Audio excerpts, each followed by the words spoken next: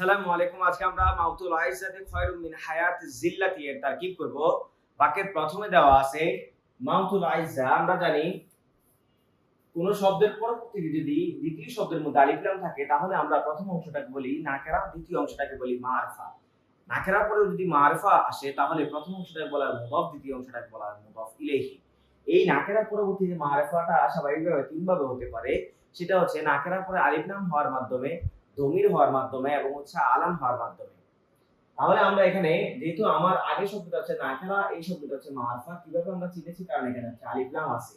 আমরা জানি নাকেরার পরে যদি মারফা আসে তাহলে প্রথম অংশটাকে বলা হয় মুদাফ আর দ্বিতীয় অংশটাকে বলা হয় মুদাফ ইলাইহি। আর আমরা জানি মুদাফ আর মুদাফ ইলাইহি বাক্যের মধ্যে একটা অংশ হয়। এটা যদি বাক্যের প্রথমে আসে তাহলে এটা মুবতাদা হয়। মুবতাদার পরবর্তীতে যদি আসে তাহলে এটা খবর হয়। ফেলের পরবর্তীতে আসলে ফাইল হয়। ফাইলের পরবর্তীতে যদি আসে তাহলে এটা মাফউল বিহি হয়। আর হরফে জারের পরবর্তীতে যদি আসে তাহলে এটা মাজরুর হয়। যেহেতু আমাদের বাক্যের প্রথমে এসেছে আমরা জানি মুদাফ আর মুদাফ ইলাইহি মিলে আমাদের এখানে কি হয়েছে? মুবতাদা হয়েছে। আমরা জানি মুবতাদার পরবর্তী বাকি যে অংশটা আছে পুরোটাই হচ্ছে আমাদের খবর। এই খবরটা হচ্ছে আরফের মাধ্যমে হতে পারে, নাকেরার মাধ্যমে হতে পারে, মাউসুফ সিফাতের মাধ্যমে হতে পারে, মুদাফ এবং মুদাফ ইলাইহির মাধ্যমে হতে পারে, জুমলা ইসমিয়া হয়ে আসতে পারে, জুমলা ফেলিয়া হয়ে আসতে পারে এবং শিবহ জুমলা হয়ে আসতে পারে। এখন আমরা খয়রুমের কাজটা না করে আমরা মিন হায়াতিল জিল্লাতি আগে অংশটা করব। আমরা জানি বাউটা কাফলা ওয়াউন মুসকালা রূপ ভাষা মিন আরাফি আন আলা তাইলা এগুলোকে বলা হরফে জার। হরফে জারের পরবর্তী যে অংশটা থাকে সেটাকে বলা হয় মাজরুর। আমরা জানি হরফে জারের পরবর্তীতে এখানে আমাদের কয়টা শব্দ দেওয়া আছে? দুইটা। আমরা জানি এই শব্দটা দ্বিতীয় শব্দটা যদি আলিফ লাম আছে তাহলে এই শব্দটা হচ্ছে নাকরা আর এই শব্দটা হচ্ছে মারফা। নাকরার পরে যদি মারফা আসে তাহলে প্রথম অংশটাকে বলা হয় মুদাফ আর দ্বিতীয় অংশটাকে বলা হয় মুদাফ ইলাইহি। যেহেতু আমাদের মুদাফ এবং মুদাফ ইলাইহি আগে যেহেতু হরফে জার আছে আমরা জানি হরফে জারের পরবর্তীতে যাই আসুক না কেন এটা অবশ্যই কি হবে? মাজরুর হবে। আর আমরা জানি জার আর মাজরুর মিলে স্বাভাবিকভাবে মুতাআল্লাক।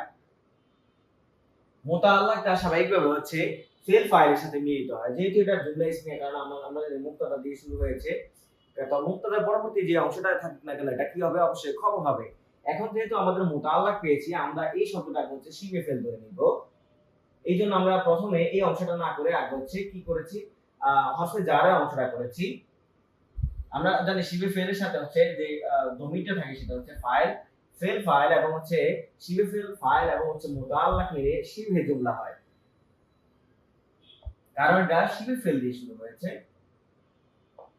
এখন আমরা জানি যে মুবতাদার পরবর্তীতে চাই নাকেরা আসুক কিংবা মারফা আসুক, মুদাফ অথবা মুদাফ ইলাইহি আসুক কিংবা মাউসুফ অথবা সিফাত আসুক, ইসমি আসুক কিংবা জুমলায় ফেলি আসুক অথবা শিবে জুমলা আসুক, যাই আসুক না কেন আমরা জানি মুবতাদার পরবর্তী অংশটা অবশ্যই কি হবে? খবর হবে। আর আমরা জানি মুবতাদা আর খবর মিলে স্বাভাবিকভাবে যেহেতু এসএম দিয়ে শুরু হয়েছে আমরা জানি কোনো বাক্য যদি এসএম দিয়ে শুরু হয় তাহলে এটাকে বলা হয় জুমলা ইসমিয়া। আর যদি ফেল দিয়ে শুরু হয় তাহলে এটাকে বলা হয় ফেলিয়া।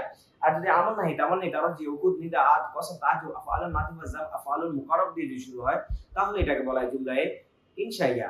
যদি এসএম দিয়ে শুরু হয় তাহলে বলা হয় ইসমিয়া ইনশাইয়া। ফেল দিয়ে শুরু হলে বলা হয় ফেলিয়া ইনশাইয়া। যদি আলোচনাটি আপনাদের পছন্দ হয়ে থাকে তাহলে লাইক করবেন, কমেন্ট করবেন এবং শেয়ার করবেন।